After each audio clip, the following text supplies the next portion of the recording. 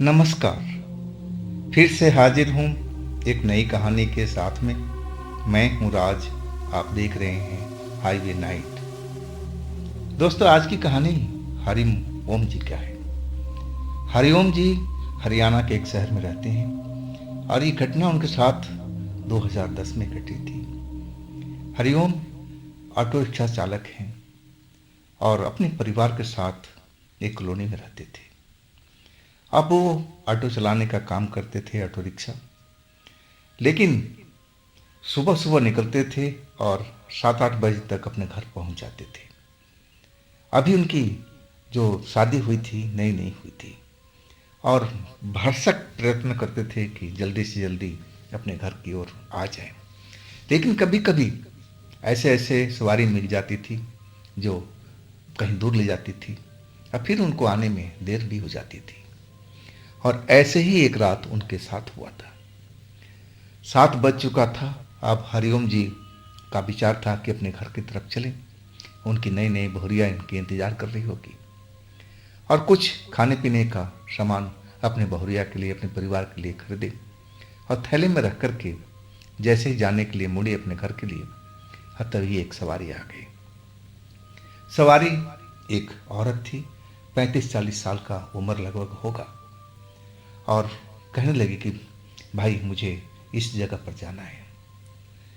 अब वहाँ पर आसपास में कोई ऑटो नहीं था। अब रात का टाइम था और सड़क भी सुनसान थी। अब हरिओम जी का मन में दया भाव आ गया। कहने लगे कि इस बेचारी को इस जगह पर क्यों मना करूं, चल करके छोड़ देता हूँ। अब थोड़ा लेट ही तो हो जाएगा, और क्या होगा, लेकिन इसके बदले में तो पैसे भी तो देगी। अब किराया भाड़ा उन्होंने तय कर लिया। जो औरत थी मान भी गई कि हाँ जी, मैं तुम्हें इतना ही पैसा दूंगी, आप मुझे छोड़ दो। अब हरिओम जी उस औरत को लेकर के चल पड़े थे।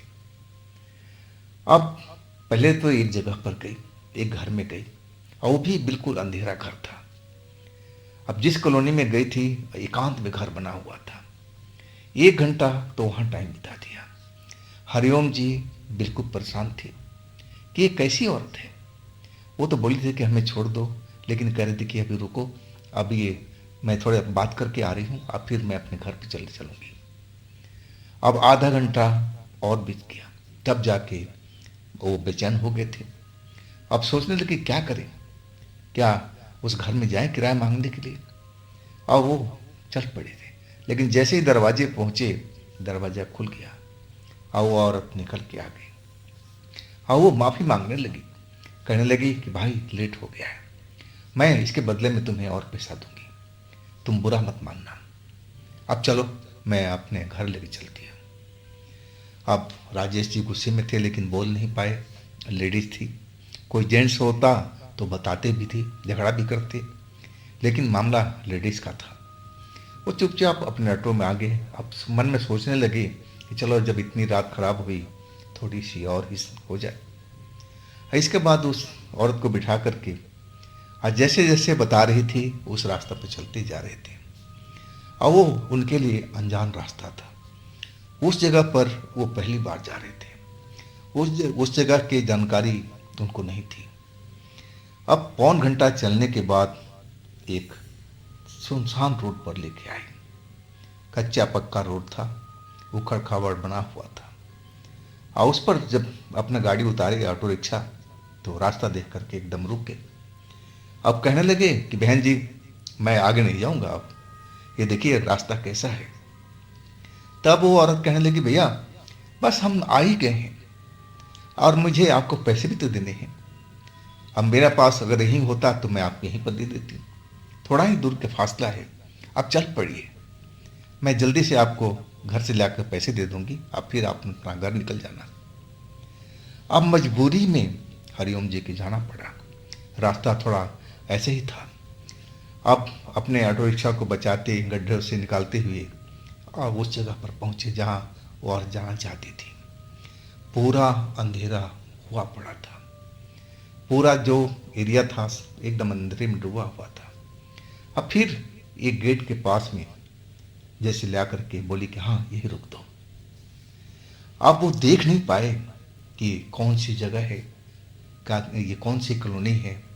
अब उनको जल्दी मची हुई थी कि कब ये पैसा दें, अब मैं अपने घर की तरफ लौटूं। उनका मन यही कर रहा था। और औरत अब उतर गई, उतर करके और चली गई उसी गेट के अंदर में। गेट में कोई दरवाज़ा नहीं लगा हुआ था, बड़ा सा गेट था, अंधेरे में बस यही दिखाई दे रहा था। अब वो अब इंतज़ार करने लगे कि कब औरत आए पैसे लेकर के, कब मैं अब पैसे लेके अपने घर जाऊं, लेट काफ़ी हो रहा है, मुझे इस सवारी को तो उठाना ही नहीं चाहिए था। मन में अपने आप को कोसने लगे। और तब काफ़ी देर हो गया, जब वो औरत नज़र नहीं आई तो मन में शंका होने लगा। और तब वो रिक्शा से उतरे और उस गेट की तरफ चलने लगे कि देखूं ये कहाँ है औरत। जब गेट के पास में पहुंचे तब उन्होंने देखा ये तो बड़ा सा ईंट पत्थर का बना हुआ गेट है, कोई इसमें दरवाज़ा नहीं है। अंदर में कुछ पेड़ पौधे दिखाई दे रहे हैं और एक दो छोटे छोटे घर भी बने हुए हैं, लेकिन सब अंधेरे में डूबे हुए हैं। ये कैसी घर है भाई, जिसका दरवाज़ा ही बिल्कुल खुला हुआ है, मेन गेट ही खुला हुआ है। अब उस औरत को आवाज़ देने लगे कि बहन जी आप जल्दी आ जाइए, जल्दी आ जाइए, मेरे पैसे मुझे दे दीजिए। अब आवाज़ लगा रहे थे लेकिन उधर से कोई जवाब नहीं मिल रहा। एकदम सन्नाटा पसरा हुआ था और खड़ा होकर के आवाज़ पर आवाज़ दे रहे हैं ताकि औरत सुने उनकी बात और फिर पैसा लेके आ जाए। शायद भूल गई है क्या पैसा देना अपने घर पहुंच करके, ऐसा उनके मन में विचार आ रहा था। आवाज़ लगाए जा रहे थे लेकिन कोई जवाब नहीं मिला तो उनका कदम और आगे बढ़ा। जिधर छोटे छोटे से घर दिखाई दे रहे थे अंधेरे में डूबे हुए थे। अब वो आगे चलते जा रहे थे और उस औरत को आवाज़ लगा रहे थे कि कहाँ हो बहन जी, आपने मुझे अब तक पैसा नहीं दिया, ना आपको जवाब दे रही हो, आप हो कहाँ पर। अब आवाज़ लगाते लगाते और उस घर के दरवाजे पर दो छोटे घर थे, अब वहाँ तक पहुँच गए थे। और अभी भी हरिओम को समझ में नहीं आया कि हम किस जगह पर खड़े हैं, कौन सी जगह है ये, क्योंकि हर तरफ अंधेरे का राज था। साफ साफ तो कुछ नज़र नहीं आ रहा था, अंधेरे में हर चीज़ डूबा हुआ था। और तभी पीछे से कोई जैसे उनका कॉलर पकड़ लिया और एकदम भारी आवाज़ में बोला, तू अपनी ज़िंदगी बचाना चाहता है तो इस जगह से जल्दी से भाग जा, नहीं तो औरत तुझे खा जाएगी। तेरे को इसीलिए बहला फुसला करके इस जगह पर ले आई है। अब पीछे मुड़ कर देखना चाहते थे लेकिन पीछे कोई नहीं था।